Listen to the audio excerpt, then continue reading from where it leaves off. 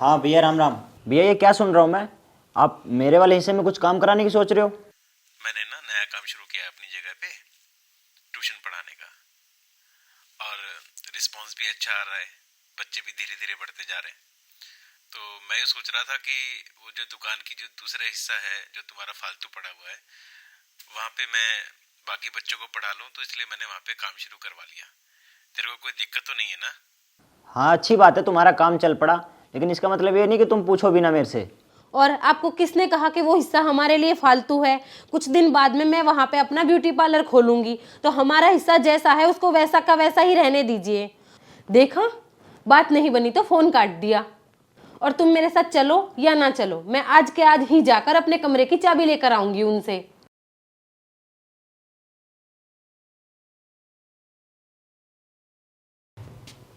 नमस्कार भैया।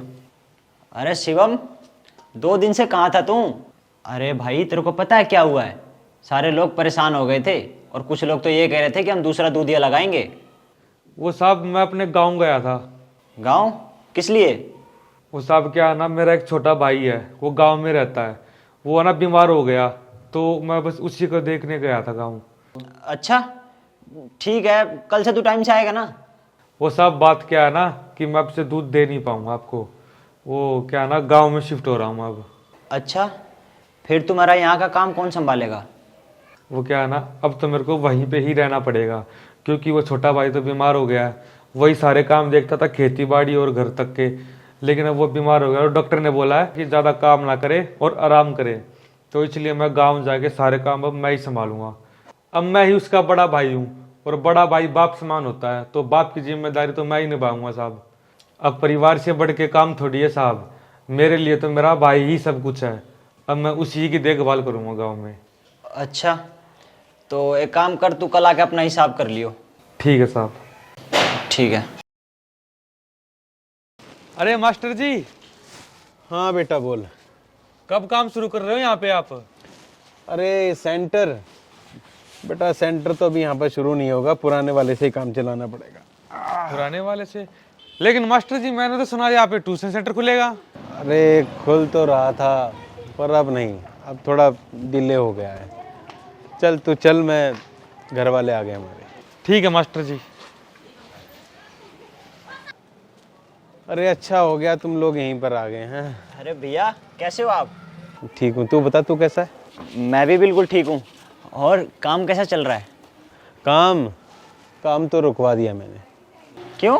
अरे मुझे लगा कि पुराना वाला सेंटर ही ठीक है, बड़ा बड़ा सेंटर हो जाएगा तो टेंशन भी बढ़ जाएगी ना। पर भैया आप तो काम बढ़ाने की सोच रहे थे ना? नहीं नहीं, अब मेरे से नहीं होगा। तो अभी आप जा कहाँ रहे थे? मैं तो तुम्हारे घर आ रहा था ये चाबी देने के लिए। चाबी? क्यों? अरे बहू ने कहा था ना कि चाबी लेने आने वाली है, मैं सोचा इसे क्यों तकलीफ दो, मैं दिया आता हूँ। ये ले बहू। तुम्हारी इतनी हिम्मत, तुमने भैया से चाबी मांग ली? और भैया आप एक बात बताओ, जब आपकी सारी चीज़ मेरी हो सकती है तो मेरी आपकी चीज़ क्यों नहीं हो सकती? ये सारी दुनिया जानती है कि आपने मेरे लिए क्या क्या किया है। खुद भूखा रह के आपने मुझे इस लायक बनाया ताकि मैं पढ़ लिख के नौकरी कर सकूं, बढ़िया जॉब लग सकूं और कामयाब हो सकूं। और आज आपका जब मुसीबत का टाइम है तो मैं आपका साथ नहीं दे सकता? आप खुद एक छोटे से घर में रहते हो और मुझे एक बड़े फ्लैट में शिफ्ट कराया ताकि मैं अच्छी ज़िंदगी जी सकूँ। तो आज आप मुसीबत में हो तो क्या ये मेरा फ़र्ज़ नहीं है कि मैं आपकी मदद करूँ? अरे बेटा वो बात नहीं है, अब जो हिस्सा तेरा है वो तो तेरे को मिलना चाहिए ना। अभी जगह तेरी है तो तुम अपने हिसाब से करो इसमें काम। भैया मेरा जो हक था वो तो मुझे बहुत पहले मिल गया, और आज जब आपकी आर्थिक स्थिति ठीक नहीं है तो मेरा फ़र्ज़ बनता है कि मैं आपकी मदद करूं। तो आप एक काम करो, ये ट्यूशन दोबारा से खोलो और इसे चलाओ, और इसका जो भी खर्चा होगा वो मैं दूंगा और आप मुझे बीच में मना नहीं करोगे। और ये इसकी तो इतनी हिम्मत नहीं है कि हम दोनों भाइयों के बीच में ये बोल सकती है।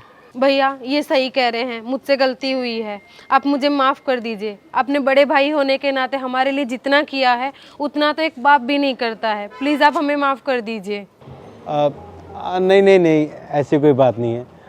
अब तुम भी तो मेरे बच्चे जैसे ही हो। चल ठीक है, जैसा तू कहेगा वैसा हो जाएगा, ठीक है। पर अभी तुम्हें घर नहीं जाना है, चलो कुछ खाते हैं। आओ।